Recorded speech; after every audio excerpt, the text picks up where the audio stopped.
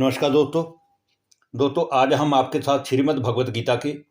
9वें अध्याय के श्लोक नंबर 28, श्लोक नंबर 29, श्लोक नंबर 30 और श्लोक नंबर 31 पर ज्ञान की आध्यात्मिक चर्चा करते हुए स्पष्ट करेंगे कि इन 4 श्लोकों का वास्तविक भावार्थ क्या है। अर्थात भगवान ने अर्जुन के माध्यम से सारे संसार के मनुष्य समुदाय को क्या संदेश दिया है, क्योंकि श्रीमद् भगवत गीता के इस 9वें अध्याय में ज्ञान के सभी गहरे राज भगवान ने स्पष्ट करते हुए कहा है कि ये ज्ञान सभी प्रकार की विद्याओं का राजा तो है ही साथ ये ज्ञान अति उत्तम है, अति पवित्र है व साधना करने में प्रयोग करने के लिए भी बहुत ही सहज है। तो आइए दोस्तों, अब हम शुरू करते हैं श्रीमद् भगवत गीता के 9वें अध्याय के श्लोक नंबर 28 की वास्तविकता, जिसमें कहा गया है शुभाशुभ फलैरेवं मोक्ष से कर्म बंधने संन्यास योग युक्तात्मा विमुक्तो मामो पैश्यसि। इस श्लोक द्वारा भगवान ने अर्जुन को कर्मों की गुह्यता का ज्ञान स्पष्ट करते हुए कहा है कि हे अर्जुन, संसार के सभी मनुष्य अपने अपने स्वभाव के वश जो भी कर्म करते हैं वह अपने द्वारा किए गए अच्छे या बुरे कर्मों का फल भी स्वयं ही पाते हैं। परंतु जो मनुष्य मेरे ज्ञान मार्ग पर चलकर अपना जीवन निर्वाह करते हुए हर कर्म मुझे अर्पित करके करते हैं, वे मनुष्य समस्त पाप कर्मों से छूट जाते हैं, अर्थात कर्मों के बंधन से मुक्त हो जाते हैं व मेरी प्राप्ति के मार्ग पर आगे बढ़ते हुए अंततः वो मुझे प्राप्त कर ही लेते हैं। अब हम दोस्तों बात करते हैं श्रीमद् भगवत गीता के 9वें अध्याय के श्लोक नंबर 29 की, जिसमें कहा गया है समो अहम सर्वभूतेषु ना मे द्वेषो अस्ति ना प्रिय ये भजन्ति तू माम भक्त्या मयि ते तेषु चाप्यहम्। अर्थात हे अर्जुन, संसार के सभी मनुष्यों के मन में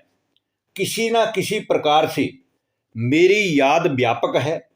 ये बात अलग है कि कोई मुझे स्वार्थ पूरा करने की इच्छा से याद करता है,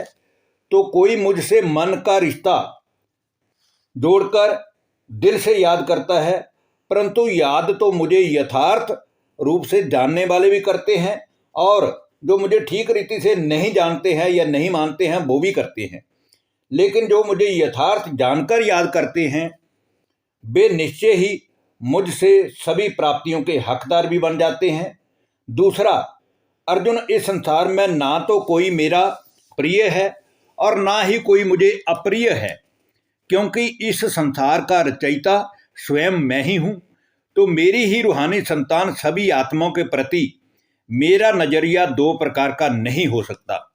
इसलिए मुझे ना तो कोई प्रिय है और ना ही मुझे कोई अप्रिय है। परंतु जो मुझे सच्ची श्रद्धा भावना से व एकाग्रचित मन से भजते हैं अथवा मुझे याद करते हैं, वे तो मुझे प्राप्त कर ही लेते हैं। और ऐसे दिव्य गुणधारी मनुष्यों की करुणामयी पुकार पर ही तो मैं कलयुग के अंत में अर्थात हर कल्प के अंत में उनके समक्ष प्रकट होता हूँ। अब हम दोस्तों बात करते हैं श्रीमद् भगवत गीता के अध्याय नंबर 9 के श्लोक नंबर 30 की, जिसमें कहा गया है अपि चेत्सु दुराचारो भजते माम अन्य भाक साधुरेव समन्तव्य सम्य गव्य बसितो ही स। अर्थात हे अर्जुन, जैसा कि मैंने तुझे बताया है कि संसार के सभी मनुष्य अपने अपने स्वभाव के वश कर्म करने को मजबूर हैं, ठीक वैसे ही अगर कोई पाप मार्ग पर चलने वाला अति पापी अर्थात महान पापी मनुष्य भी पाप व अधर्म का रास्ता छोड़कर मेरे इस ईश्वरीय ज्ञान के मार्ग का अनुसरण कर लेता है, अर्थात सच्चे मन से मुझे पुराने पापों से मुक्ति प्राप्त करने के लिए नित्य प्रति याद करने लग पड़ता है, तो उसे भी साधु के समान ही समझा जाना चाहिए।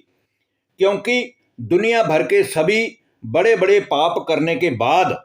अब उसने ये महसूस कर लिया है कि पाप का अंत बुरा ही है, इसलिए वह मुझ में यथार्थ निश्चय रखकर अब मन से महसूस कर लेता है